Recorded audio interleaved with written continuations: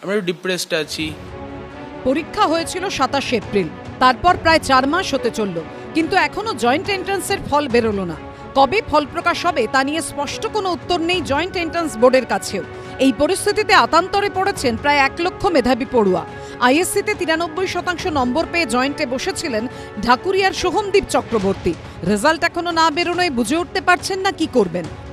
আমার অনেক বন্ধুরা আছে তারা মানে অন্য স্ট্রিম চুজ করেছে, যেহেতু জয়েন্টের রেজাল্টটা বেরোচ্ছে না, অন্য স্ট্রিমে চলে গেছে, তারা অন্য স্টেটে চলে গেছে। আমি একটু ডিপ্রেসড আছি, খারাপ লাগছে যে মানে সবাই শুরু করে দিচ্ছে, বাট আমরা কিছু করতে পারছি না, অনেক বন্ধুরাই বসে।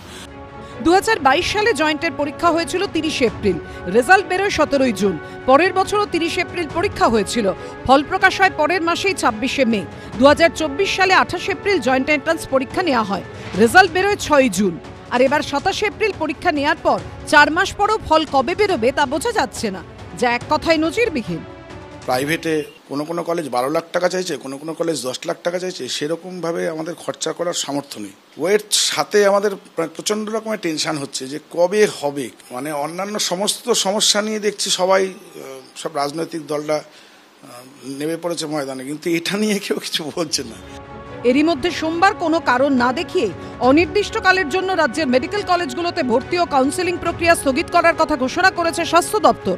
তেঘরিয়ার বাসিন্দা মেঘমালা বিশ্বাস প্রথমবার ডাক্তারির প্রবেশিকাতে বসেই সফল হয়েছেন, কিন্তু স্বাস্থ্য দপ্তরের আচমকা সিদ্ধান্তে তিনি রীতিমতো হতাশ ও উদ্বিগ্ন।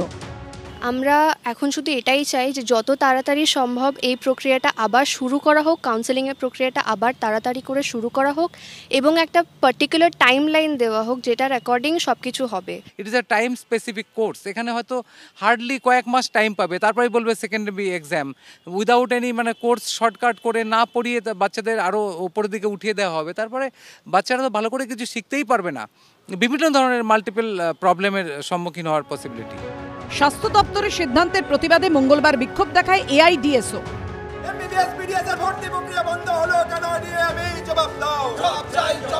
ডাক্তারি এবং ডেন্টালের স্নাতক স্তরের যে ভর্তির প্রক্রিয়া, সে প্রক্রিয়া শুরু হয়েছিল, তবে আচমকা গতকাল নোটিশ দিয়ে তা অনির্দিষ্টকালের জন্য স্থগিত করা হয়।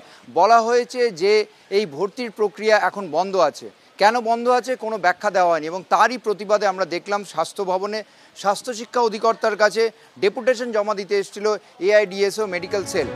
এই প্রশ্ন উঠছে, ওবিসি জটেই কি আটকে গেল মেডিকেলের ভর্তি প্রক্রিয়াও? এই প্রসঙ্গে কেন্দ্রীয় শিক্ষা প্রতিমন্ত্রী সুকান্ত মজুমদার এক্স হ্যান্ডেলে লিখেছেন, রাজ্যের মেডিকেল পড়ুয়াদের ভবিষ্যৎ অন্ধকারে ঠেলে দেওয়া হয়েছে। এটা কি সংরক্ষণের নামে একটি নির্দিষ্ট গোষ্ঠীকে সুযোগ পাইয়ে দেওয়া এবং তোষণের আরও একটা ক্ষুদ্র রাজনৈতিক প্রচেষ্টা? তৃণমূল প্রথমে স্কুল শিক্ষাকে, পরে কলেজ শিক্ষাকে ধ্বংস করেছে, এরপরে ইঞ্জিনিয়ারিং এবং মেডিকেল সেক্টরকে ধ্বংস করবার কাজে নেমেছে। এটা একটা ধর্মীয় জিহাদ।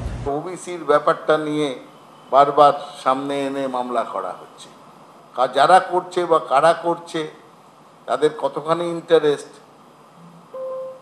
এবং সাধারণ প্রসেসটাকে কিভাবে আটকে রাখা যায় সেইটাই সব জায়গায় দেখবেন, কিন্তু পেছনে হয় বিজেপি নয় সিপিএম। স্বাস্থ্য ভবন সূত্রে দাবি, কিছু আইনি সমস্যার কারণে মেডিকেলে ভর্তি প্রক্রিয়া স্থগিত করা হয়েছে। ঝিলম করঞ্জাই, বিজেন্দ্র সিংহ ও আশাবুল হোসেনের রিপোর্ট, এবিপি আনন্দ।